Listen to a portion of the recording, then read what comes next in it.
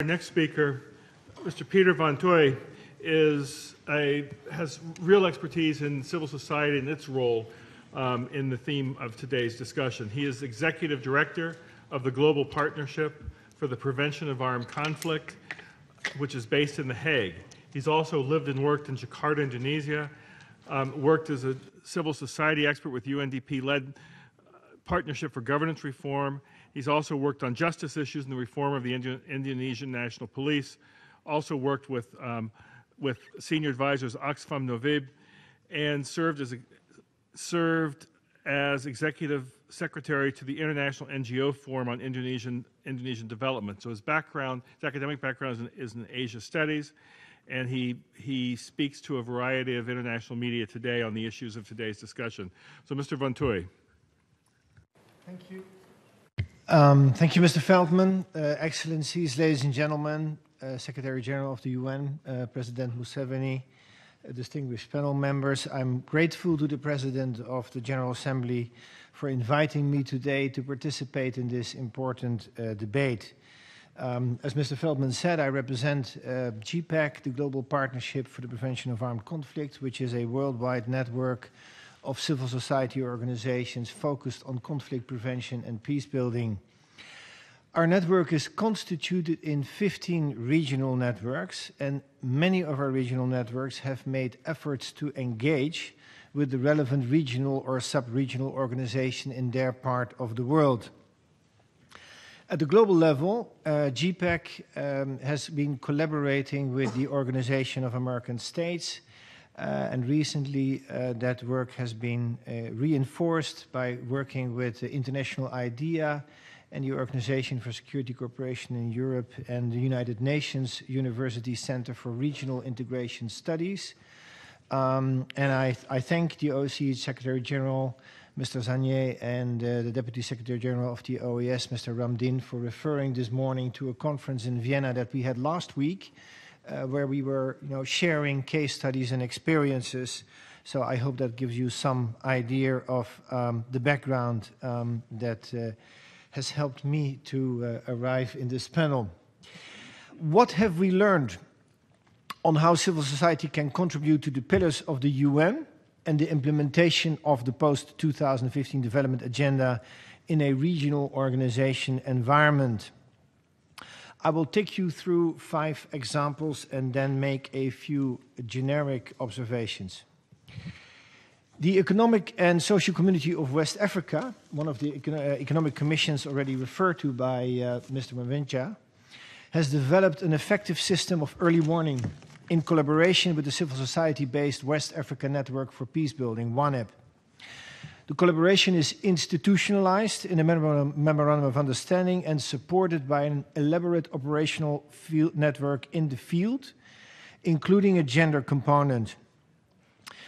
In 2014, acting upon the early warning signals from ECOWAS and WANEP that a crisis in Burkina Faso began to emerge, the UN Office for West Africa and the African Union were called in to support the ECOWAS intervention.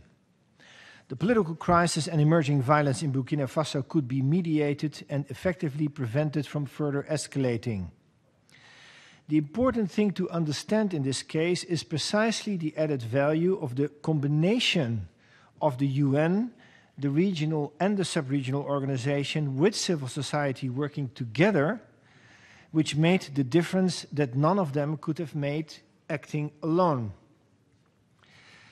The OSCE has done impressive conflict prevention work, especially among minorities in a number of its member states across Eastern Europe and Central Asia, working through a designated High Commissioner for Minorities, as well as a Conflict Prevention Center and Mediation Unit, all with frequent and structured engagements with civil society. We have been working with the OSCE, for example, to build a national infrastructure for peace in Kyrgyzstan, and we are currently attuning monitoring and dialogues, track 1 and track 2, in and around the Ukraine. Since 2009, the Pacific Island Forum has held biannual civil society dialogues during the forum's principal body for security discussions. The PIF dialogue mechanism gives civil society organizations contact with policymakers and a channel into decision-making processes.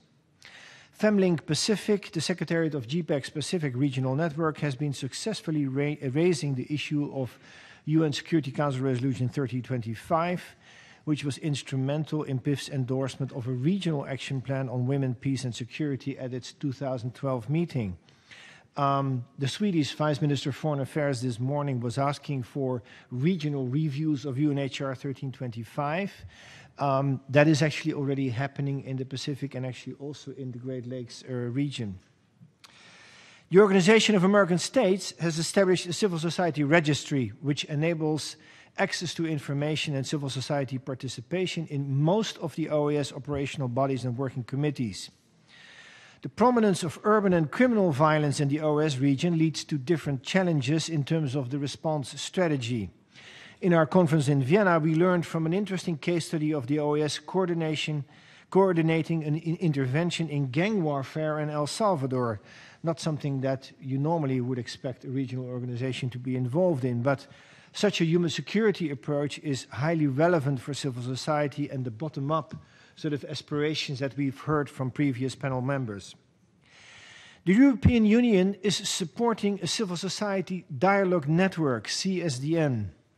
It is a flexible mechanism governed by a small steering group of EU and civil society representatives who can both ask for, to organize a meeting that can happen anytime, also on a short notice. Since 2010, the CSDN has developed into a productive platform of engagement where civil society, also from conflict-affected countries, and EU representatives share analysis, strategic thinking, and suggestions which have informed and improved EU and civil society action in a number of situations, such as Mali, Caucasus, and more recently in Myanmar. In conclusion, where regional and sub-regional organizations have collaborated with civil society organizations on issues of peace and security, it has generally been meaningful and even successful. And interestingly, the more intensive the collaboration, the more successful it appears to be. The link between regional organizations and civil society is important because intrastate organizations need to ensure that they also, in their international role, have an intrastate legitimacy. What we see from this perspective is an important effect of creating space for civil society.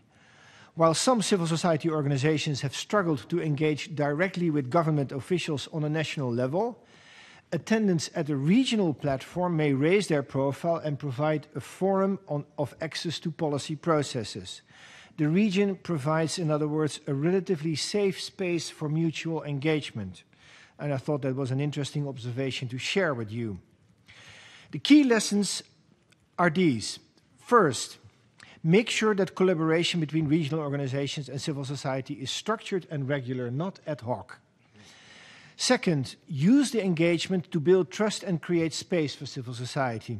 In this regard, it is important that the leadership of regional organizations is committed to the civil society relationship, also to encourage member states that still may have reservations to engage with civil society. Third, create ample opportunities for information exchange, roundtables, sharing analysis, joint monitoring and learning.